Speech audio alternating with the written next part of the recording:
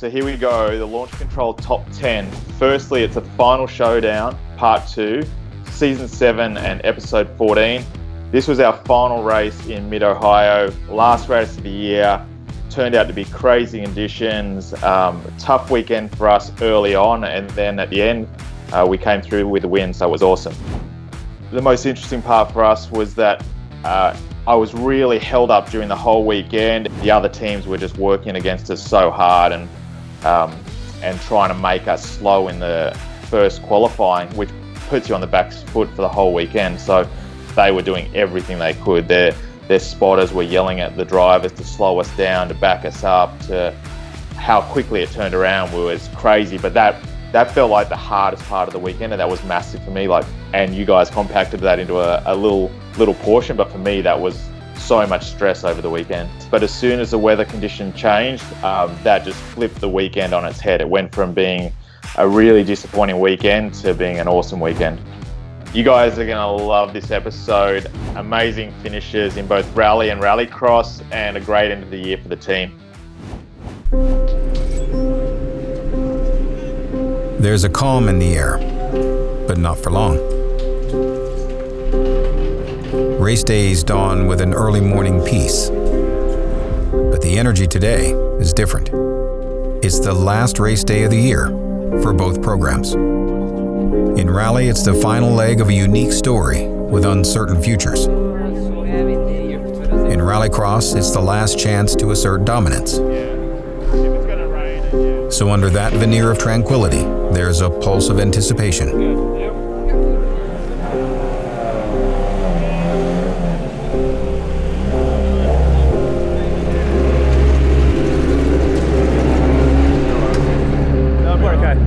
Just like I said, I'll stay on until you go to the line, and then we're all gonna cut off.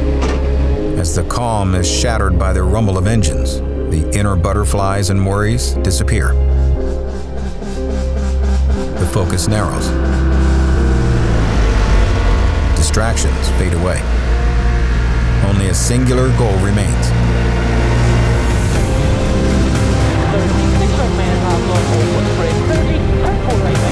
This is the Season 7 finale of Launch Control.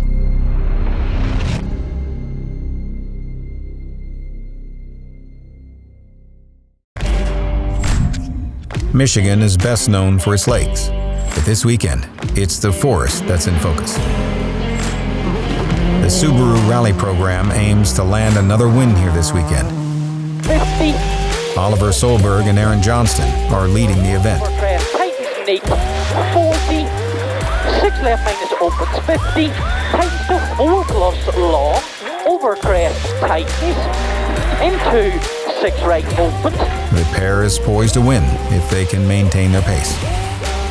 Having entered just 6 of the 9 events, a run at the championship title was always going to be tough. But an overall podium position is still within reach if things go well this weekend. For David Higgins and Craig Drew, the last day of the 2019 season is a swan song. The title is already theirs, and with their unfortunate retirement the day before, all they can do is enjoy the roads, send it sideways, and lay down some benchmark times. 70 left 6, 70 left 4 plus, 70 after this left 4 plus. It doesn't change the leaderboard, but the champs are fastest on the opening stage. At Mid-Ohio, the last day of the ARX season is also set to begin with the mission-critical third qualifying heats. 4 rallycross cars barrel down the front straight. Sandell and Atkinson lie second and third in the Drivers' Championship, and the team title is up for grabs. Sandell commits and dives into second place by corner 1. Atkinson backs out to save the car. Both Subarus engage in one-on-one battles for track position. Atkinson makes an early move against Pecoy and comes out in front. He takes his joker lap and is a threat for the win. Sandell finds clear air as Bingham takes the joker lap. Your margin now, don't overdrive it. Just do your time. Clear from behind. Sandell's pace ultimately wins out, with Atkinson finishing third. Next up, the 2 guest drivers. Backerud and Weeman against the team's biggest rivals. Strong results here would help reduce the points earned by the competition, giving a lift to the team's title run. They've been brought in for exactly this purpose. Faust goes wide, and Bakkerud is in perfect position to take advantage. Come on, push for me here, bud. Faust defends, and the clash opens the door for Weeman, who takes the lead. Faust drops to third.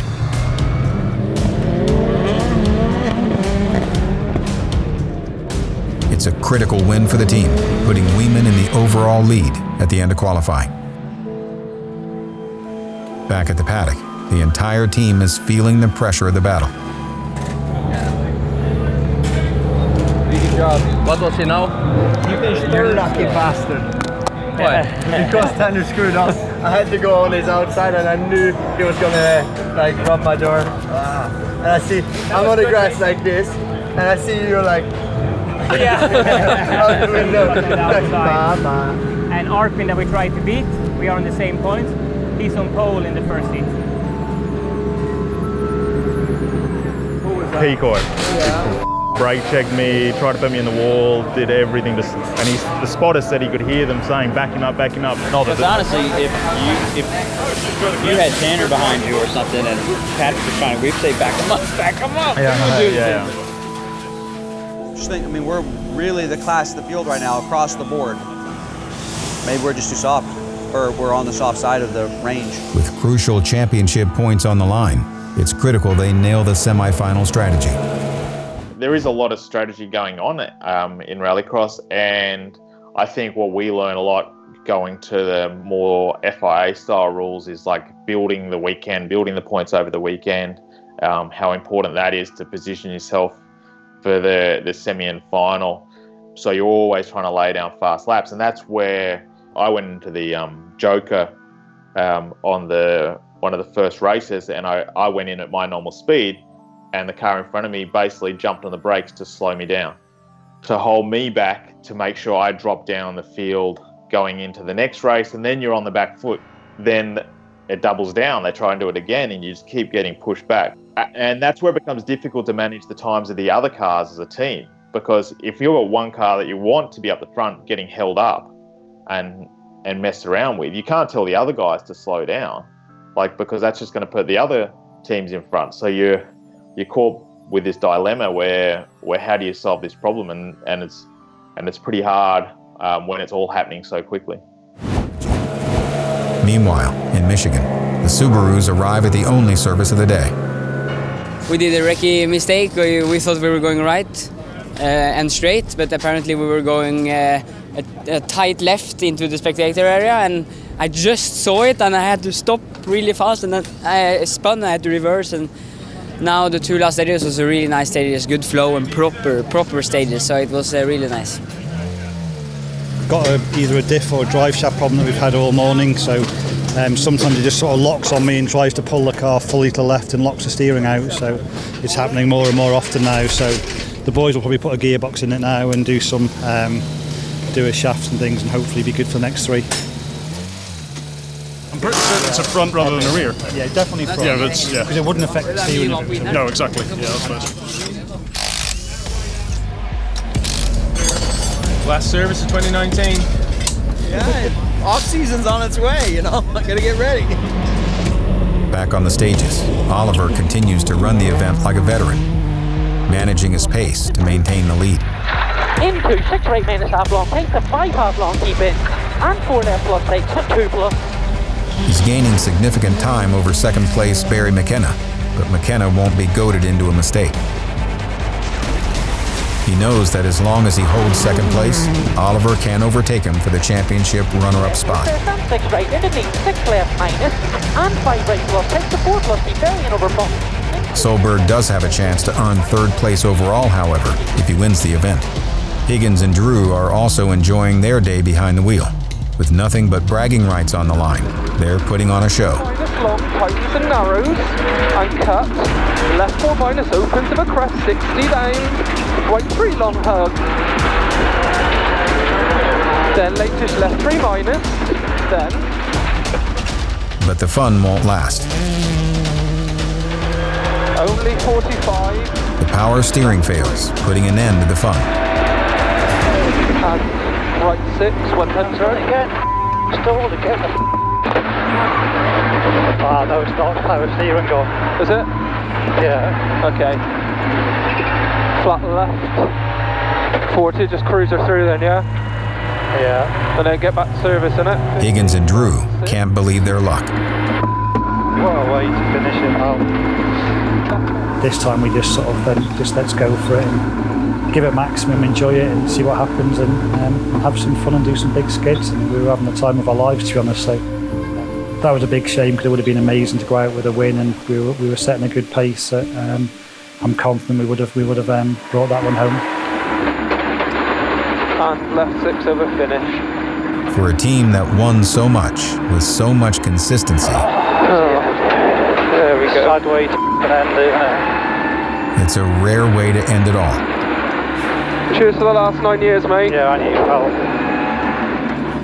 help. David Higgins and Craig Drew have been the pillars of this team. 10 titles for Higgins, 8 for Drew. Sometimes it just all intermeshes. You get a good driver, a good co-driver, a good car, and a great team supporting all that, and it just fits, it just meshes.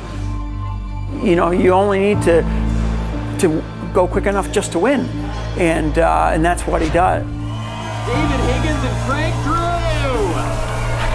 Taking a look back at everything David and Craig accomplished as part of this team, you can see the respect, the friendship, the dedication.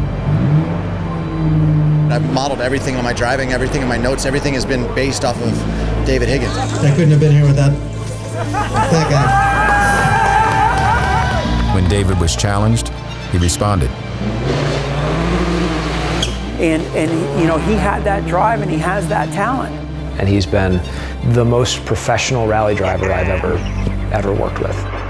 Well done, pal. Well done, mate. Brilliant. Like Vermont Sports Car new building has a fantastic place with all the damaged hoods from everybody that's been there. There's nothing from David. Like, there's no smash bits from David. He's just super consistent. He showed outright pace when it was needed. Left 6 of a bag crest jump, keep left on exit, 150. Late left 5 quotes of a big crest, 120, short. Professionalism and restraint when it wasn't. He's an amazing role model for all the employees here and myself.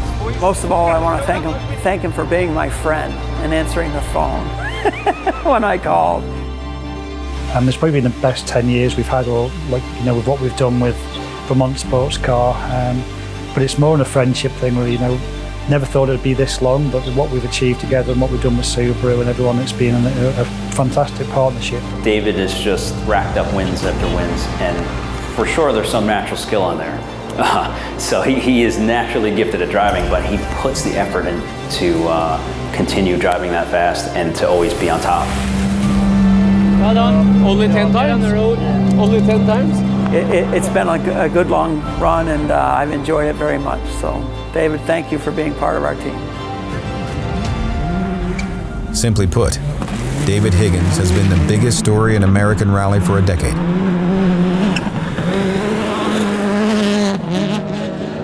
Now, with 10 American titles to his name, he is inducted into the Off-Road Motorsports Hall of Fame. Only the second rallyist ever, after his longtime friend John Buffum. I think it's clear in motorsport and everybody in this room that you've got to have a massive passion to do it. Most people now try and start motorsport to make a career from it, but the names in this room and the people that have been here and come to before me, they're all here because they've got a passion to drive. They want to compete, they want to race. That's their main drive, to be competing. But every part of that has been the best 9 years of my driving. We've had some brilliant times with Subaru. We've won an awful lot of races together and had a great time in doing it. And a big thank you to everyone that's helped me. Thank you. A fitting milestone for the champ. It's obviously a tough situation, and he's at the top of his game. Obviously winning another series as well, and that's the end of his time with the Subaru team. Is obviously a big moment for the team and for him. He did amazing things in American rally and really led the way over there for a long time. And He's an absolute professional and deserved to win a lot of those titles. So hats off to him. I think people underestimated how quick he actually is, and what a great job he did for Subaru. In mid-Ohio, the weather has taken a turn for the worse. Heavy rain has soaked the track. There's just so much mud on the track, I don't know. Play it normal. I think Joker will be faster now. When it's completely wet. It's going to be so much If slower it's again. so much wet, yeah. Just race it totally normal. Yeah. If you're not first, I'll take the Joker. It's a welcome sight for the Subaru team, who see the conditions working to their advantage.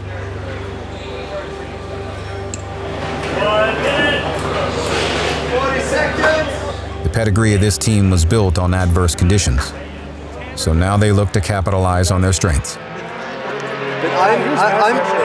I'm pretty close now to you. You're close to me? Let's do it! And I'm trying to pick my... We had the biggest rainstorm just coming by. Everything is wet again. Now no one really knows how the track conditions will be. So it will definitely be fun going into the first dirt corner and kind of figure out the grip level along the way. But this is my background, this is my game, so I feel confident. We try to do everything we can now to secure second place. We have to put everything down now in the semi-final, in the final, and make all the right decisions to stay on that spot, because they are hunting. Going into the semi-final and final, we didn't have much of a plan. Our chassis was probably the best chassis out there this year, so when the conditions got really tough, we just took a guess at the setup, and a very educated guess, but the car just landed on that mud and was pretty drivable considering the conditions. The braking was barely braking, it was more just try and take some speed off the car. So you got to the corner at just the right speed, and if you were going 2 kilometers too fast, you basically slid straight off the track. And I remember in the semi-final, when I went up the inside of Tanner, I was just hoping that there was some room up there. Like, once I hit the mud, there was like no real chance of me stopping that well. So I just put the car into a little bit of yaw and made sure I just came up beside him. There was not much I could do. I'd preset everything before that, and I was just hoping when I got up to him that there would be a gap and that my doors would come with his doors, and then I was good. And that's basically how I got past those guys in that semi-final, which was so critical. Helmets on, cars to the grid. 3 Subarus are in the first semi-final. Backerud leads the way. Thinking the mud will be slower, he takes the paved Joker lap first. A strategic move to keep Bingham at bay. Sandell and Weeman enter the muddy first corner, and to their surprise, it proves to be the quicker option. Sandell merges in front with the pack in pursuit. If they can fend off Bingham's advances, they can earn a Subaru lockout.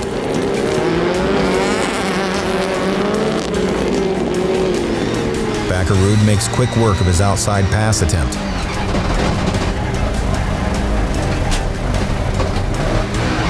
Keep going, buddy. You're champion. Followed by Weeman's inside cut. Out front, Sandell has avoided it all. Trail from behind. Trail from behind. He patiently counts down the laps, taking the first semifinal win. All 3 Subarus advance to the final. 3 down, 1 to go.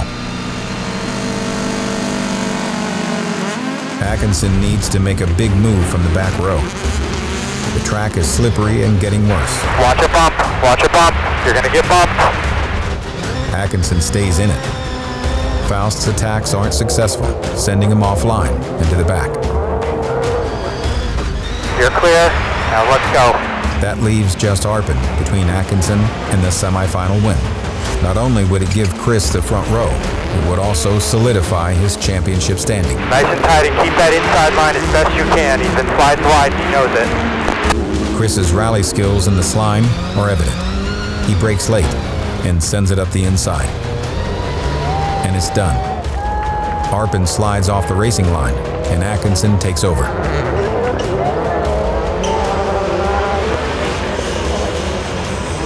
With the semifinal win, he ensures a 4 Subaru final, a first for the team. Good checker and shut it down. Stay on the pavement. Nice work. We'll see what they come back with. Yeah, when you're telling me to take it easy and I'm not even touching the throttle when I slide up the road. Not easy out there.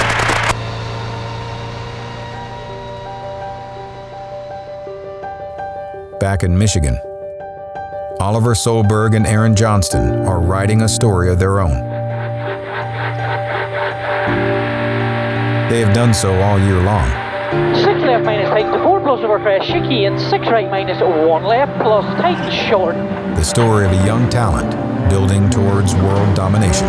He realistically is going to have a fantastic career, and this year was a season that put him on the map globally with things we did at Goodwood and things that he accomplished during the season here. Are we looking good? Photo models? That showed people worldwide what he's capable of doing. His talent behind the wheel is undeniable. His love for the sport, absolute. There's all those unique challenges from, thrown at him. Shall we stop? He just took it in his stride. Wasn't really fazed by any of it. It's life, it's motorsport, everything can happen. You just have to look forward for the next race and keep pushing, That's unusual. That's unusual for things to come together so quickly. Despite working with him for just one season, the team has learned that Oliver is a Solberg through and through. Well done, Oliver. You do. Thank you for this rally. Yeah, brilliant drive. It was amazing. He did a great job for us and for Subaru and for his name, his family's name, and his personal goal for the future, to go to the World Championship. The young man did great. Just struggled a bit in the beginning of the weekend, but we found proper pace halfway, and we're very happy with the speed, and to end with the win, it's fantastic. Yeah, there's definitely room for a donut there. Passionate, kind, caring. It's never over until it's over. A bond is formed. He's young, he's brave. He is basically a prodigy. This is a big dream. He is born, almost into a Subaru with these colors. I'm very proud of him. No matter where he goes, he will always be a member of the Subaru family. I knew Oliver basically from when he was born, around the service park in the World Rally team growing up.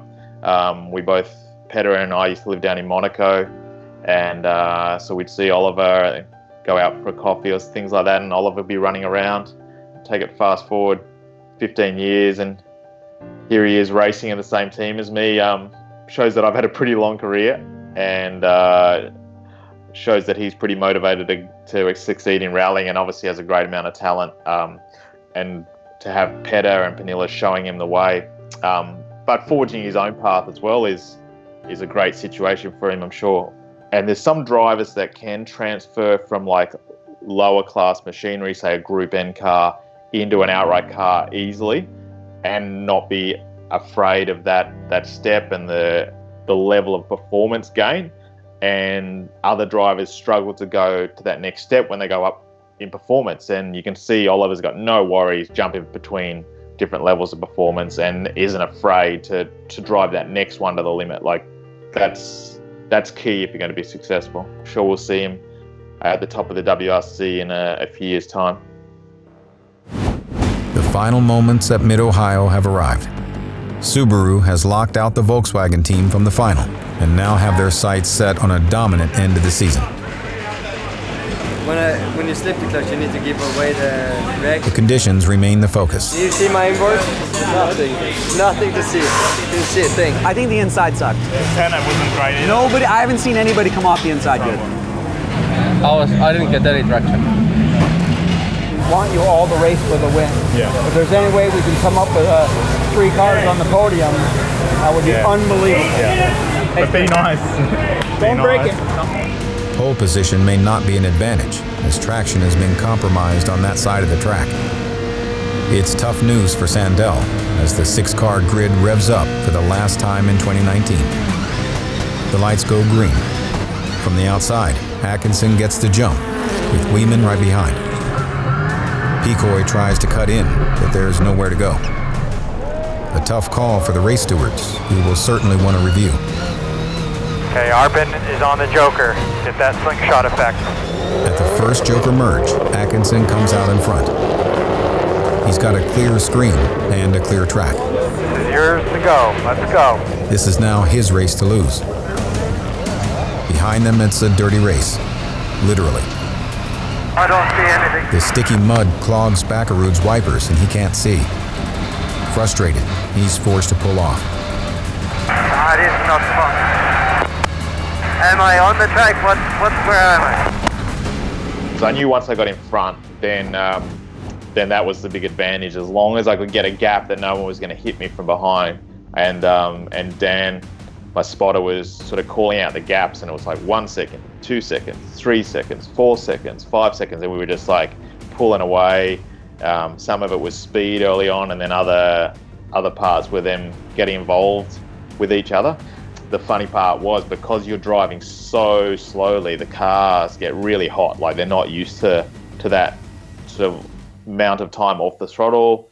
Turbo's getting hot, and the car was actually cutting out as we were going around the last, say, four or so laps. So I was turning the ALS off, then turning it back on, make sure the car keeps going, make sure it doesn't get too hot, make sure if it turns off at that heat, it's going to be hard to restart it. So I'm trying to tiptoe through, trying to mess with the settings, trying to keep it going.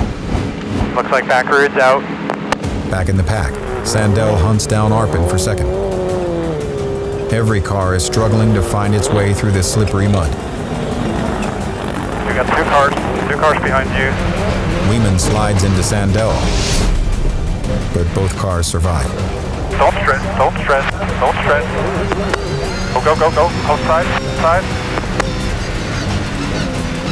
It's a race of survival to the checkered flag.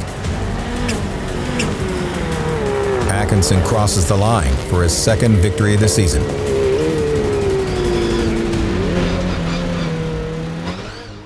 And the funny part was that when I went to do the donuts at the end, it got so hot that the car shut down, and that's why I stopped the donuts, not because I wanted to stop the donuts.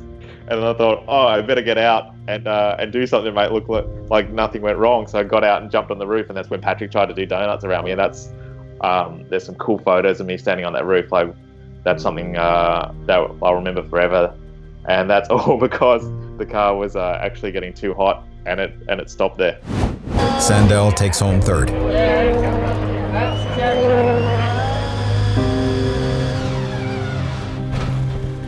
Thanks everyone.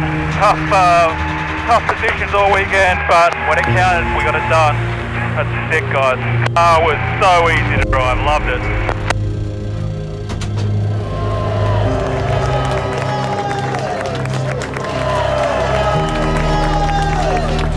To see Chris go out, grip the handbrake and slide around and pull away from everybody is really fantastic.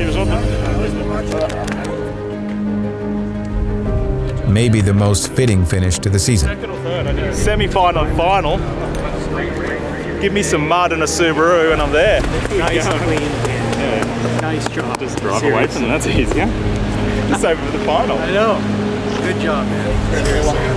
This game's not easy, but it's good to get another win this year, our second for the year, and good way to finish. Here we go. I'm sure that finish was great for all the guys. You can see me embracing everyone at the end of the weekend. And it was great to be on the podium with Patrick as well, having worked with him for the last few years, and to give that back to Vermont Sports Cars. And I've been with the team since 2016 now. It's crazy that it's gone so fast, and all the guys there are really close to me. So to give them back that at the end of the season was very cool. Here we go. The team that pulled together. Thank you. There we go, we saved to the end. Yeah, it was good. That's okay. Rally driving came into it. The team that never gave up ends the season with its third double podium. Congrats, easy, right? I just saved it for the final. I know. And in doing so, Subaru Motorsports USA wins the America's Rallycross Team Championship. Subaru America set the goal for us to fight for the podium at every race and at least win a round, hopefully two. We won the majority of the races this year. That's amazing. Atkinson finishes second overall in the Drivers' Championship. Sandell just 1 point behind him in third. 9 podiums. Countless heat wins. Unlike last year, where it was extremely stressful in the off-season, this year I'm looking forward to it. And the developments we're gonna make. We're gonna do it again next year and do it better. Simply put, this was the most dominant team in the championship. I don't think we could be happier about the statement that we made about how we deserve to wear and own those colors now. I think we're that team, and I don't think anybody can deny that at this point. Next year, it's very simple. The goal is to win the championship. That's the last step we need on the podium. And if ever there was a clear path towards a driver's title, Subaru has all the pieces of the puzzle to take the title in 2020. We just missed that first spot, but we are up there, and next year is our year. Woo! But sometimes, good things come to an end. A few weeks after the final race of the year, a post from the ARX social media channel announces the end of the championship. The statement turns Subaru's off-season upside down. We were caught off guard because we had put so much time and energy and money and sort of emotional effort into being competitive in rallycross this year, and then all of a sudden it's gone. Where will they race in 2020? Under what organizing body? With questions already surrounding who would lead the rally program in 2020. The off-season now doubles in complexity. We've spent years trying to perfect our rallycross effort. We get competitive and the championship goes away. It takes a little while to get over that, for the team to get over that. Everybody's wondering what's going to happen next. This is part of the sport getting its feet in the US. So we've had other series come and go. The cars have evolved, the sport's evolved, the rules have evolved. The types of tracks that we're using are different. Everybody realizes that the sport's got so much potential. This is part of the process. And we do have something on the horizon that should be quite a bit better, and is quite a bit exciting. So we'll do other activities with them. We're not done racing at all. And we have other things to work on to fill the shoes of what ARX left behind. It's very sad that you can't go after that championship now. It's just, it's hollow. Sorry, you know, we're almost there.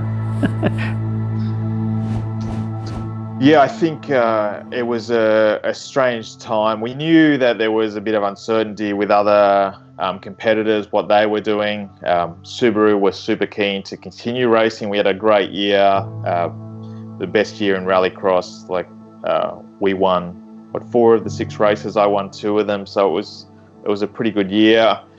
But then to get to the end of the year and then the announcement, which I guess we had in the back of our minds, but didn't expect it to come so sudden that the series would end. So it's a difficult time. Like you said, Scott had just signed with the team, and me and Patrick were at the end of our contracts. So obviously, focus turned to the future and what's going to happen. I know Subaru want to be involved in racing, and I've had a great relationship with Subaru over the years. So it puts me in a good position going forward, and I hope that we have a great series to race in. We all know how cool rallycross is, and that it can be awesome in the USA. It's just a matter of having enough competition out there. That's the key. Change is the only constant in motorsport.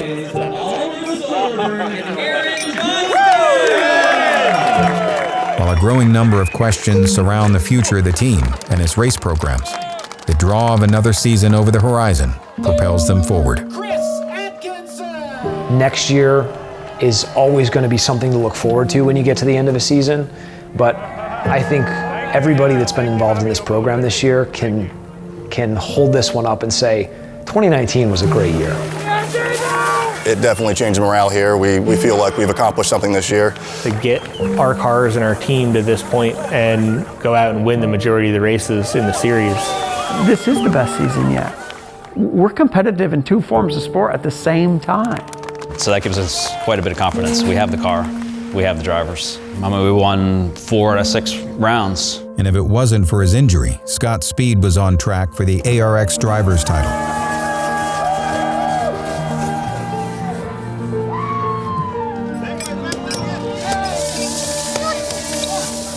For years, you couldn't reach it. You just couldn't reach it. And then this year we got it. That's amazing. The common denominator was the car. You know, we had the best car on the field.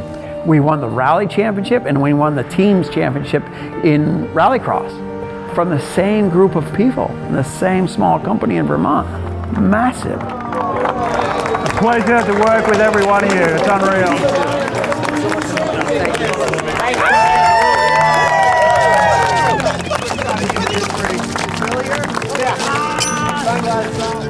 You need to back me up on this. If I come home and I have a piece of clothing that smells like booze, I did not go out to the club.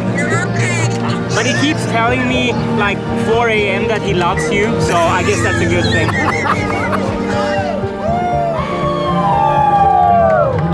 Yeah, good job, good end, yeah.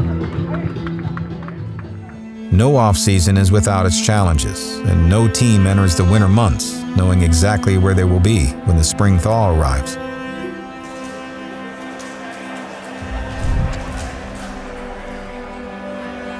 I'm not used to getting in on this side. I know, I'm sure.